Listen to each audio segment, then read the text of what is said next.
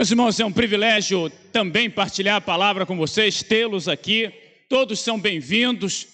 Os irmãos que de casa também estão adorando são bem-vindos. E hoje eu quero partilhar uma palavra contigo acerca de como é maravilhoso nós entendermos que o Senhor não nos abandona no meio da nossa fraqueza. Porque se tem algo que nos une nessa manhã, é que todos nós somos frágeis. Em algum momento, todos nós vamos claudicar, vamos ter uma incerteza, um momento de fraqueza, mas o Senhor, Ele não nos abandona nos momentos difíceis. Quando nós olhamos para a palavra e esses 21 dias que nós estudamos e pensamos e refletimos e vivemos o amor de Jesus no Evangelho de João, nos levou a essa convicção de que quando todo mundo deixa a gente, quando tudo deu errado, ainda assim o Senhor nos ama e vai nos buscar. Nós olhamos para a palavra, gente, e a gente vê isso acontecendo no Velho Testamento. Abraão, o pai da fé, chegou um momento que ele descreu. E onde estava Deus? Ao lado dele, dizendo, olha só, de ti eu farei uma grande nação. Profeta Elias, o cara é o bicho. Ele entra lá com os profetas de Baal e ele arrebenta todo mundo, ele é o cara, e de repente ele está na caverna pedindo a morte para si. E quem está falando com ele? O Senhor. Elias, que tens? Sai da caverna. Nós olhamos para, Jonas. Havia uma missão para Jonas, e o que Jonas faz? Foge. E o Senhor vai atrás dele e fala, meu filho, não é assim que funciona. E Jonas cumpre a missão. Olhamos no capítulo 21, Pedro acorda um belo dia de manhã e fala aí, vou pescar. E quem estava lá no lago esperando ele? Jesus. A gente tinha muitos planos nessa manhã, porém, o Senhor nos encontrou aqui. E Ele diz para mim e para você que Ele não desistiu de nós, porque Ele não desiste dos planos que tem para a nossa vida, do nosso chamado. Ele não desiste do propósito dEle, porque o propósito dEle é perfeito, é pleno, é maravilhoso. Quando nós enxergamos o que está acontecendo, a gente vê muita gente desnorteada. Há muitas pessoas desnorteadas, por quê? Porque não têm conseguido enxergar o que é espiritual, aquilo que a maioria não vê. Tem o reino animal, ele ensina muita coisa a gente, né, meu irmão? E tem um passarinho chamado andorinha do mar. Essa andorinha do mar é um passarinho pequeno, mas todo ano ela viaja 25 mil quilômetros para o inverno, para não ficar lá no inverno e congelar. Ela viaja 25 mil quilômetros sem se perder. E aí o pessoal começou a pesquisar por quê. Porque essa andorinha, ela consegue enxergar o campo magnético da Terra. Ela sabe onde é o norte e o sul, coisas que nós não vemos. E na nossa vida, meu irmão, nesses tempos difíceis que nós estamos vivendo, se nós não enxergarmos o agir de Deus, a mão do Senhor, se não enxergarmos a fidelidade dEle, a gente se perde. E tem muita gente que se perdeu e nem sabe que se perdeu. E continua caminhando para o lugar errado, e continua achando que está tudo bem, e não é tempo dos nossos olhos serem abertos para que nós vejamos o chamado de Deus para a nossa vida, para que vejamos o ministério que Ele nos deu, para que vejamos a obra que tem que ser feita. A obra de Deus não pode parar a despeito daquilo que o homem diga. Pastor, é perigoso, meu irmão. Vai ser missionário lá em Bagdá também, lá, de repente é mais tranquilo ser missionário lá. A gente está com medo de coisa que não vê. Eu fico olhando as pessoas, pastor, eu tenho que me preservar. Meu irmão, toma café da manhã com formol então. Vai ficar novinho, vai ficar preservadinho. Porque são dias em que Deus está ativando a igreja, Deus está chamando o povo dele para dizer, pessoal, vão assistir o mundo se destruir de camarote ou vão agir em meu nome? Qual é a postura de vocês? O que vocês querem da vida? Vão continuar olhando as coisas acontecerem? Vocês não foram colocados nesse mundo para pertencerem a ele. Vocês estão no mundo, mas não são do mundo. Vocês são meus. Há uma herança incorruptível, imarcessível, uma herança na glória que todos nós temos direito a ela, desde que vivamos nessa terra como filhos de Deus. E esse é o nosso desafio, gente. O Senhor não desistiu da gente. Há um propósito, há um plano para a gente. E eu queria que a gente pensasse um pouco sobre isso hoje. Jesus nos ensina sempre a confiar nele. Abra sua Bíblia em João 20, a partir do verso 24. João, capítulo número 20. A partir do verso 24.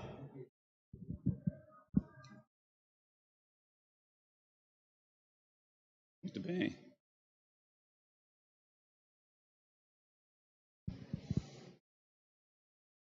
Diz assim a palavra do Senhor: Ora, Tomé, chamado Dídimo, um dos 12, não estava com eles quando veio Jesus.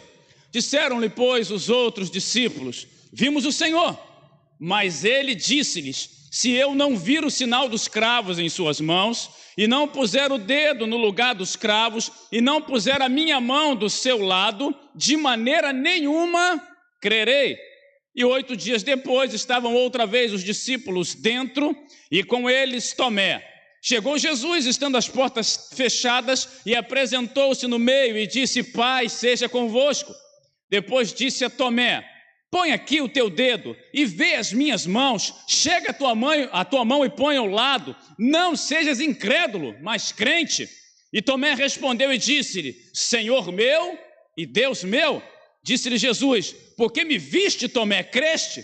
Bem-aventurados que não viram e creram. Senhor, eis a tua palavra, na qual nos alegramos na manhã de hoje. Palavra viva e eficaz, palavra que revela o teu coração a nós e mostra como nós podemos confiar no Senhor, independentemente do momento, porque tu és fiel para todo sempre. Recebe, Deus, a nossa vida agora. Fala conosco por graça e misericórdia, em nome de Jesus. Amém. Meus irmãos, o contexto todo, ele acontece com a igreja de portas trancadas, com medo dos judeus. Muitos templos estão trancados hoje, com medo das autoridades que disseram que São Gonçalo não pode abrir templo, com medo do coronavírus, com medo de tudo que tem acontecido, e a gente vai permitindo que o medo seja maior que a fé. O medo é a antítese da fé. As pessoas estão desanimando, desistindo, parando na caminhada, porque estão temendo aquilo que não devem temer. O único medo que nós devemos ter é o medo de frustrar o plano de Deus, é o medo de ser dominado pelo pecado. Isso tem que causar em nós algum tipo de reação. Aqueles homens trancaram tudo, porém, Jesus se apresentou no meio deles.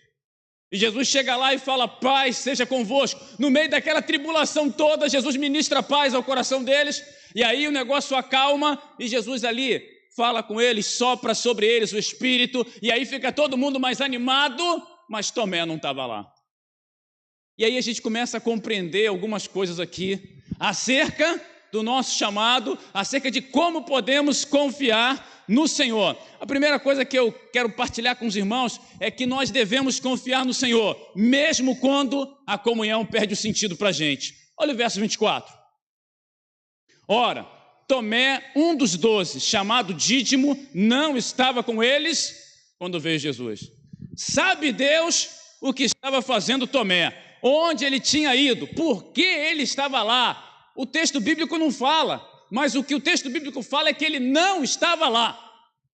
E toda vez que nós não estamos vivendo em comunhão, que abrimos mão da comunhão, que a gente se refugia, se esconde, que a gente se coloca num lugar que acha mais importante que a comunhão com o povo de Deus, nós estamos perdendo. Tomé perdeu a oportunidade de ver o Cristo ressurreto. A igreja fala para ele: ó, Jesus apareceu aí, rapaz. Olha que maravilha. E o que o cara fala? Não. Só vou acreditar se eu botar a mão lá. A comunhão perdeu o sentido para ele. Ele achava que estar ali trancado não fazia sentido. Ou abre tudo ou eu vou embora. Ou a gente toma uma atitude e encara a vida, ou então não adianta estar aqui.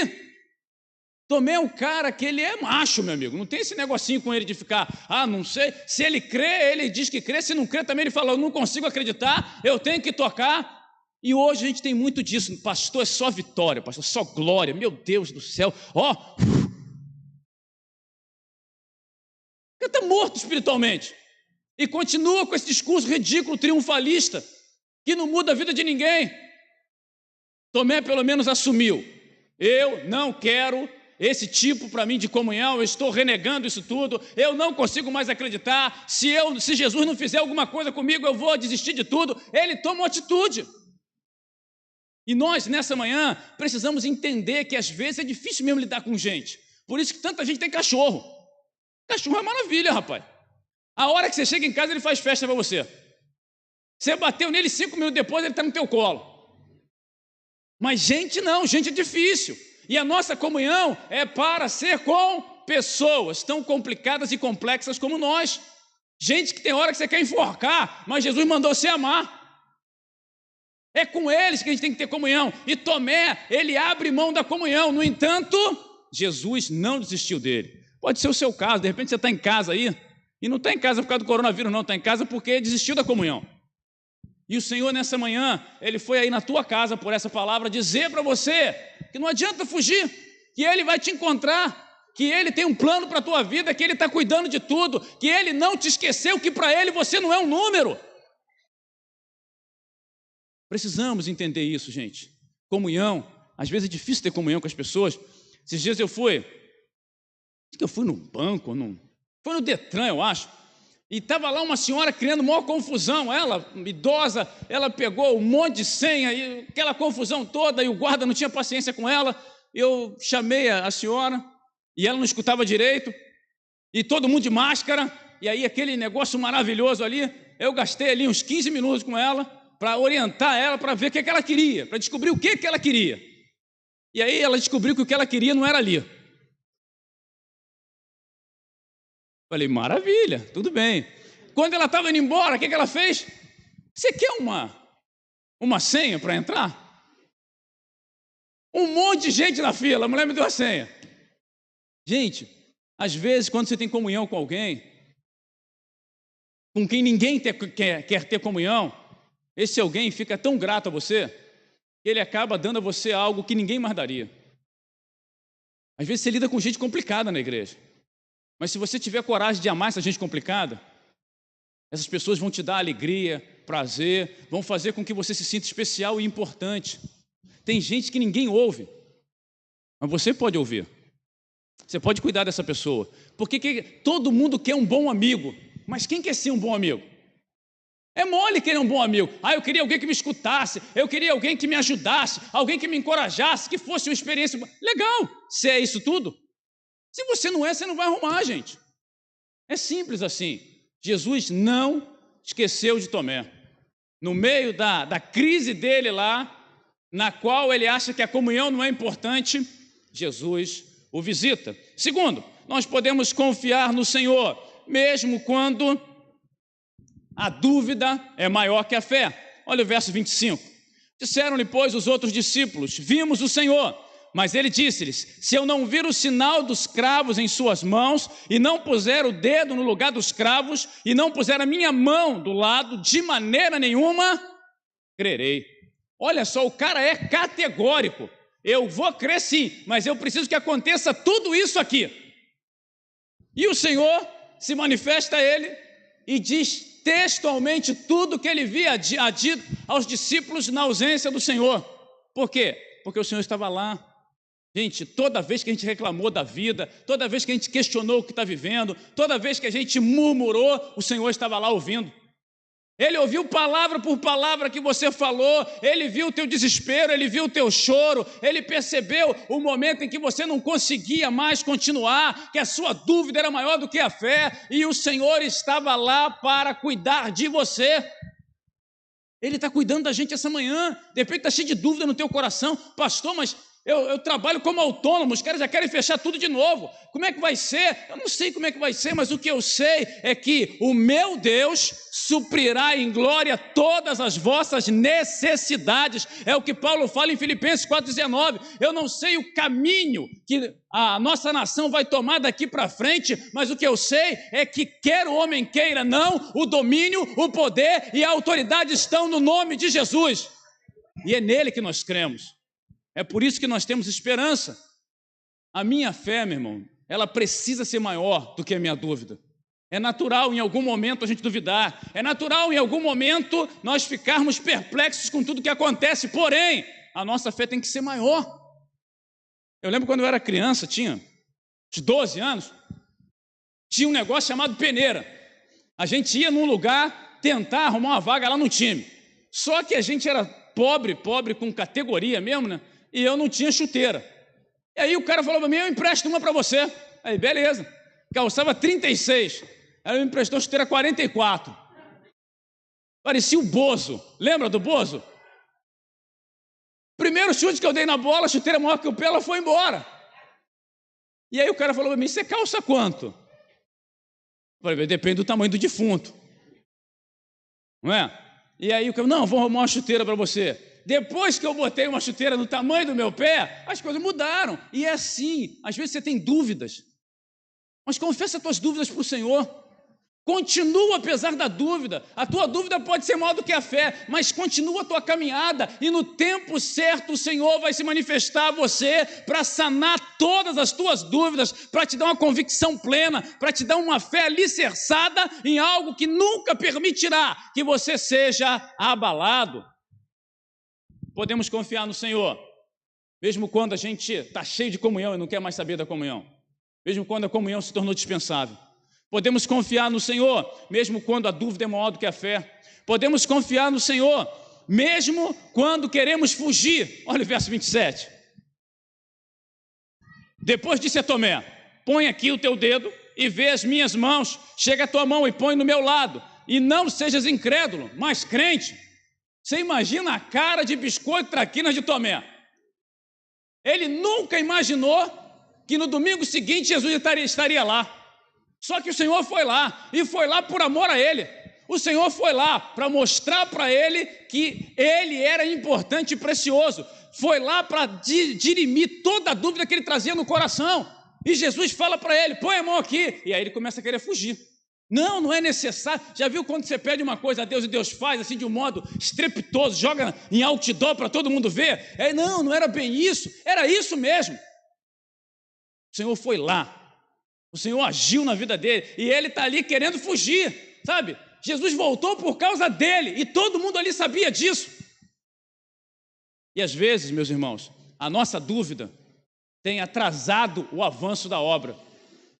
A nossa paralisia, essa estagnação espiritual na qual muita gente se encontra, tem atrasado o avanço da obra de Deus.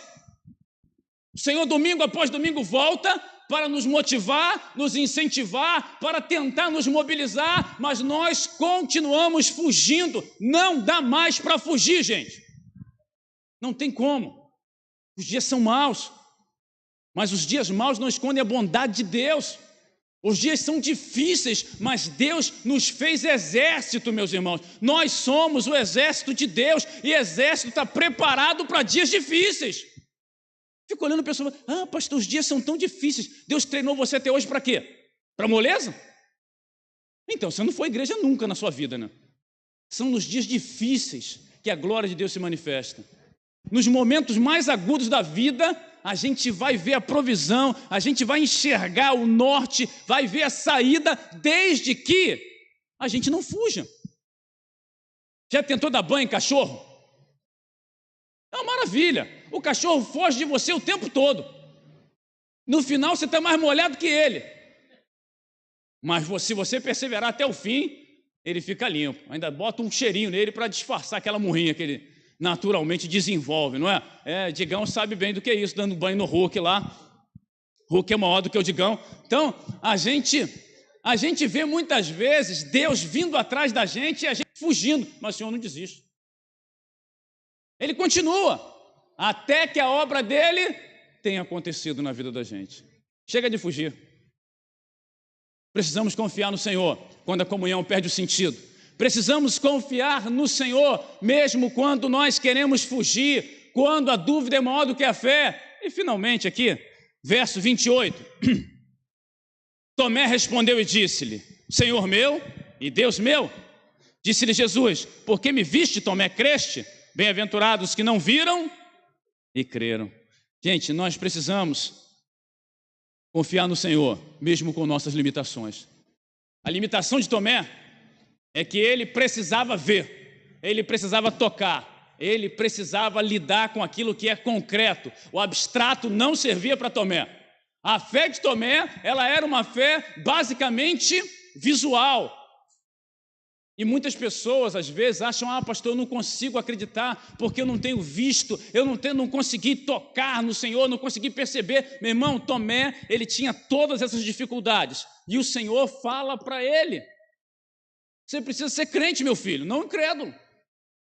O Senhor vai atrás dele e fala: toca aqui, encosta a mão em mim, você vai ver que eu estou com você. E o Senhor termina dizendo: bem-aventurados que não viram e creram. O teu limite é esse, e eu te satisfiz por graça e misericórdia. Mas existem os mais felizes que não viram, que não participaram de tudo que você está participando, mas creram. E nós somos esses bem-aventurados que não viram, mas creram. Que não tocaram o Senhor, mas pela fé conseguiram ter o coração cheio da presença do Senhor. Meus irmãos, essa manhã nós somos encorajados pela presença do Deus vivo e todo-poderoso a olhar para esse momento e vê-lo como campo missionário. Nesse momento, Deus precisa da igreja dele para cumprir o propósito que ele deu à sua igreja. Nós não podemos parar de anunciar Jesus para ficar anunciando política. Nós não podemos ficar brigando com os outros por causa de corrente política. Nós precisamos de direção de Deus, e a palavra tem que ser pregada, a palavra tem que ser vivida, joelhos têm que se dobrar. Mas infelizmente parece que nós escolhemos participar muito mais das coisas desse mundo do que daquilo que é eterno. É muito entretenimento e pouca oração. É muita coisa que ocupa a nossa mente e pouca fé. Mas o Senhor veio esta manhã para falar com a gente, para ministrar o nosso coração. Tomé tinha as dúvidas dele, e o Senhor veio para cuidar dessas dúvidas. Tomé tentou fugir, e o Senhor veio para trazê-lo de volta. Tomé tentou fugir da comunhão, mas o Senhor veio para alcançá-lo. Tomé, ele tentou descrer, mas o Senhor veio para que, apesar do seu limite, ele pudesse acreditar no Senhor. E nessa manhã a gente olhe para a nossa vida agora com sinceridade e responda isso: quem somos nós? Será que esse Tomé que existe em nós tem dominado a nossa vida e a gente tem vivido a partir disso? Eu quero encorajar cada um que faz parte da igreja a não recuar, a não retroceder na sua fé, a não se permitir ser contaminado com as palavras de derrota que têm sido liberadas nesses dias. Vai piorar tudo, agora vai ter a segunda onda, a terceira onda, vai vir um tsunami, vai morrer muita gente, vai acontecer isso, vai acontecer aquilo. Meus irmãos, nós não vamos nos contaminar por isso. Pelo contrário, a semelhança de Tomé, nós vamos crer, porque o Senhor voltou para nos encontrar.